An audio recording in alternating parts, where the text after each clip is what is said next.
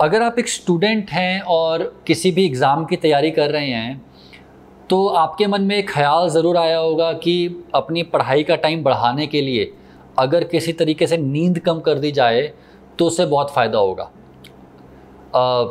मेरे पास भी कई बार इस तरीके के क्वेश्चंस आते हैं स्टूडेंट्स के, तो उस बारे में आज बात करते हैं। नमस्कार, मेरा नाम डॉक्टर प्रवीण त्रिपाठी है। मैं कंसल्टेंट साइकेट्रिस्ट और सेक्सुअल डिसऑर्डर स्पेशलिस्ट हूँ। तो स्टूडेंट्स के लिए स्पेशली नींद का क्या किया जाए, कितने घंटे सोया जाए, क्या नींद कम करनी चाहिए, कैसे करना चाहिए, ये सवाल बहुत अहम होता है।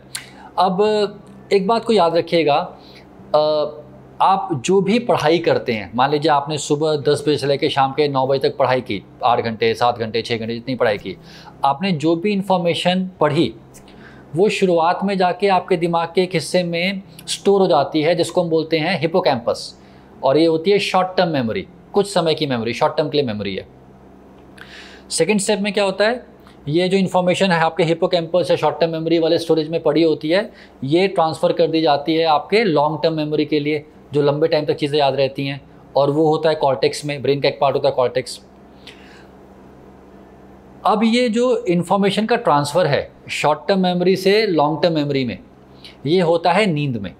नींद के कुछ टाइप्स होते हैं, कुछ पार्ट्स होते हैं, उसमें से एक पार्ट होता है NREM sleep. Short term memory से चीज़ें निकल के लॉन्ग टर्म मेमोरी में जाती हैं नींद में, और शॉर्ट टर्म मेमोरी की जो स्टोरेज है वो लिमिटेड है। अगर कल की इन्फॉर्मेशन उसमें अभी तक पड़ी हुई है और ट्रांसफ़र नहीं हुई है तो अगले दिन आप कुछ नया सीख नहीं पाएंगे, पढ़ नहीं पाएंगे। आपने देखा होगा कि मान लीजिए आप एक रात ठीक से सोए नहीं और अगले दिन आप किताब लेके बैठे तो चीज़ें दिमाग में जाती नहीं है, दिमाग में घुसती नहीं है, लगता है कि ठीक से याद नहीं हो रही हैं।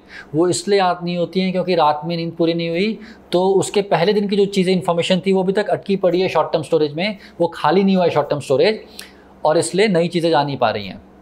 तो अगर आप ठीक से नींद नहीं ले रहे हैं तो दो दिक्कतें हैं। पहली, आप नई चीज़ें सीख नहीं पाएंगे क्योंकि आपका स्टोरेज भरा हुआ है शॉर्ट टर्म का, और दूसरी, नींद का एक और हिस्सा होता है जिसको हम REM स्लीप कहते हैं। REM स्लीप में क्या होता है, आपको पुरानी बातें जितनी भी याद हैं और जो आपने नया सीखा आज, उन दोनों चीज़ों को मिला दिया जाता है। आपकी जो पुरानी इन्फॉर्मेशन है और जो नई इन्फॉर्मेशन है उसको मिला के स्टोर कर लिया जाता है। अगर आप सोए नहीं तो आप जो भी सीख रहे हैं वो लॉन्ग टर्म मेमोरी में गया ही नहीं, एसिमिलेट ही नहीं हुआ, इकट्ठा ही नहीं हुआ। तो दोनों लेवल पे आपको परेशानी होगी, ना तो आप नई चीज़ सीख पाएंगे और आप जो सीख रहे हैं वो लॉन्ग टर्म मेमोरी में भी नहीं जा पाएगा।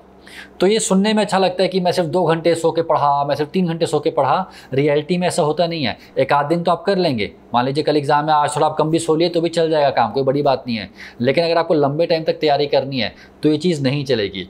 अगर आप नहीं सो रहे हैं ठीक से तो आप जो भी पढ़ रहे हैं वो व्यर्थ ही होने वाला है, वेस्ट ही होने वाला है, आपकी याददाश्त में जाने वाला नहीं है। अगर आप एक ऐसे स्टूडेंट है जिसको लगता है कि वो बहुत मेहनत करता है, बहुत पढ़ता है, पर कमज़ोरी, याददाश्त की कमज़ोरी है, कुछ याद नहीं होता, तो शायद आपकी नींद ठीक नहीं है। मेरे पास जब भी ऐसे कोई पेशेंट आते हैं और बोलते हैं कि सर पढ़ाई तो बहुत करता हूँ बट याददाश्त ख़राब रहती है, तो मेरा वही सवाल रहता है कि क्या आप ठीक से सो रहे हैं? क्योंकि ना सोना याददाश्त को ख़राब करने का एक बहुत ही इंपॉर्टेंट फैक्टर है। तो अगर आप स्टूडेंट हैं, प्लीज़ अपनी नींद को कम मत रखिए। कम से कम 7 से 8 घंटे की नींद आपको लेनी ज़रूरी है, और बहुत ही ज़रूरी है।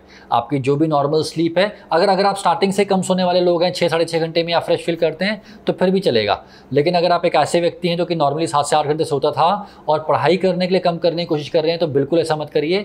1 घंटा एक्स्ट्रा सो लीजिए, वो बेटर है। अब बाकी के जो 16 घंटे बचे उसको तो यूज़ करिए पहले।